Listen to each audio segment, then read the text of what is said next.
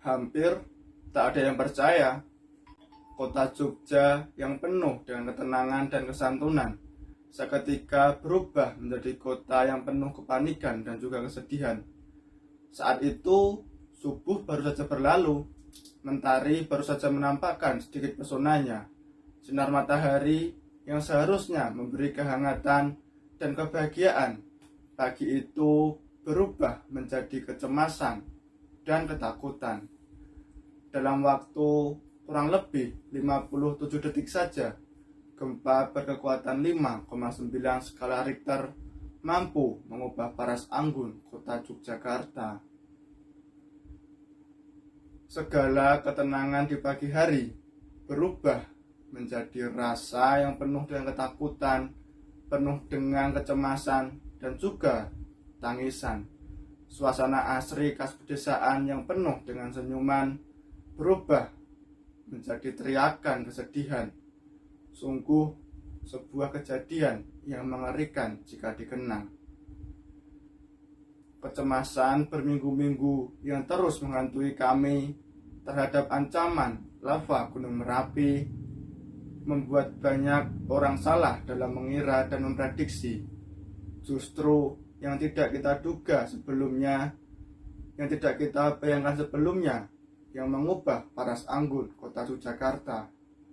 Ya, sepasang lempeng bumi jauh di bawah tanah ini saling bergerak menyesuaikan diri menjadi epicentrum yang menyebabkan ribuan rumah luluh lantah dan juga menyebabkan ribuan korban jiwa dalam hitungan detik. Di bawah bangunan yang kemudian berserak itu, penghuninya nyaris tak sempat untuk menyelamatkan diri. Beberapa hari kemudian, barulah tercatat tidak sedikit atau ribuan orang meninggal dalam bencana tersebut. Ingat betul aku waktu itu. Pagi itu, aku dan kakakku sedang melaksanakan kegiatan di pagi hari. Aku sedang mandi, sedangkan kakakku mencuci baju tanpa tahu apa yang akan terjadi. Sungguh peristiwa yang sangat mengerikan. Mungkin saat itu umurku baru 6-7 tahun. Aku yang sedang mendampingi kakakku mencuci baju, tiba-tiba saja mamaku memanggil kami dengan larian kecil dan juga kepanikan. Kami tidak tahu apa yang terjadi. Tiba-tiba mamaku memanggil kami. Dineo le, Dineo no, ono gempa, Dineo. Dengan teriakan, mamaku memanggil kami berdua. Dengan cepat, aku dan kakakku berlari untuk menghampiri mamaku.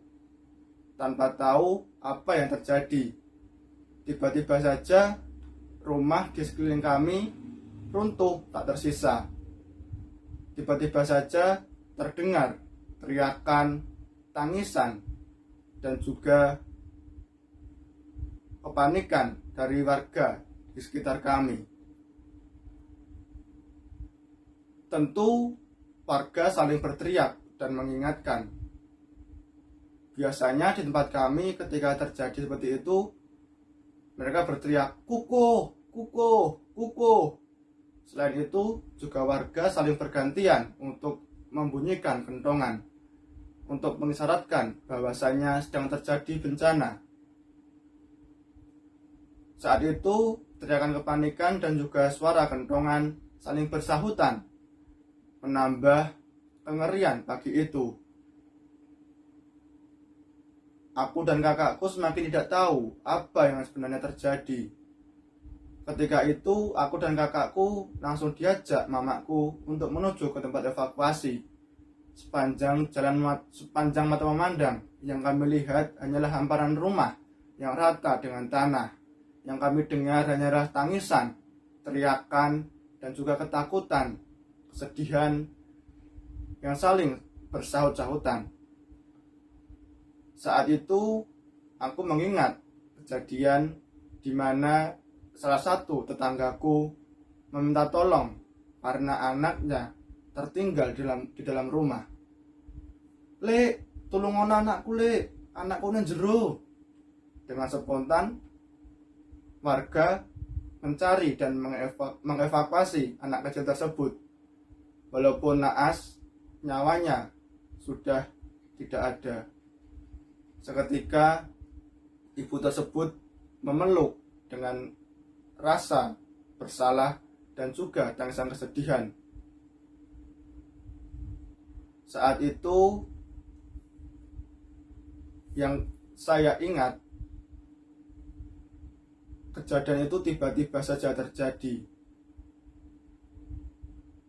Sungguh kenangan yang tidak bisa dilupakan. Kejadian yang tidak pernah terkira sebelumnya. Karena waktu itu aku baru saja duduk di bangku taman kanak-kanak. Aku tidak tahu apa itu namanya gempa. Aku tidak tahu apa itu namanya bencana. Saat itu aku dan mamaku langsung menuju ke tempat evakuasi. Belum sempat kesedihan ini sirna, ada saja oknum yang tidak bertanggung jawab mengembuskan isu bahwa akan ada tsunami.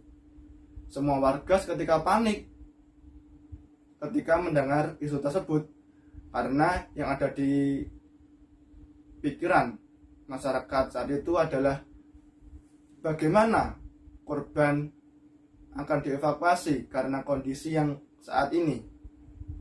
Bagaimana korban yang meninggal, bagaimana korban yang sakit akan dievakuasi.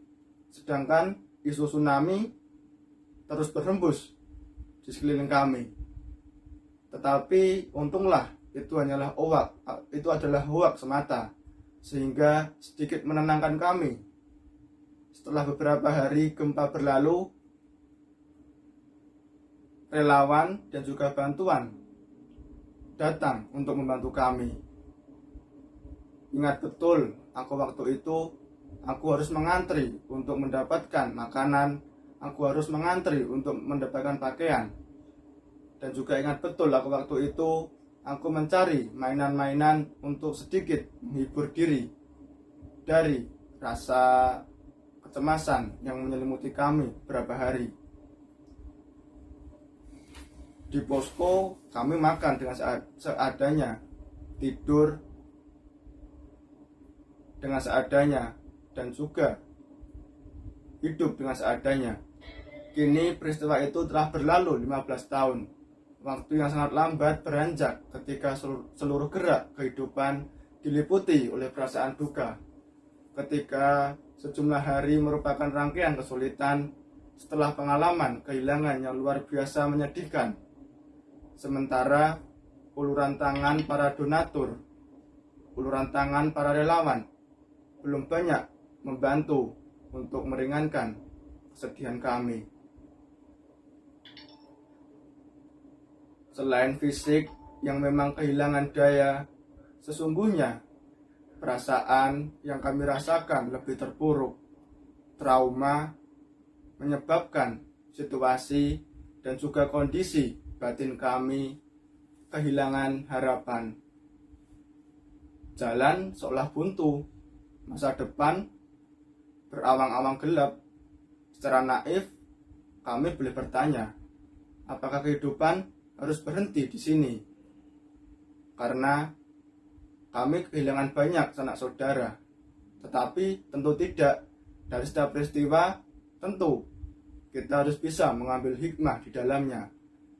Dan untuk memulai kehidupan yang baru ke depannya, memang atas nama alam kita hanya boleh pasrah, karena memang bukan harus untuk dilawan, karena kekuatan alam terlampau besar bagi kami manusia yang kecil.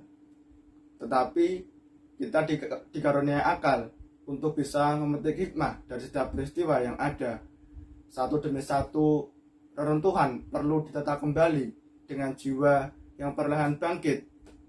Kita yang dekat maupun yang jauh dari ukuran jarak terus berusaha untuk saling mengobati, saling memberi, dan saling menasehati. Jogja 2006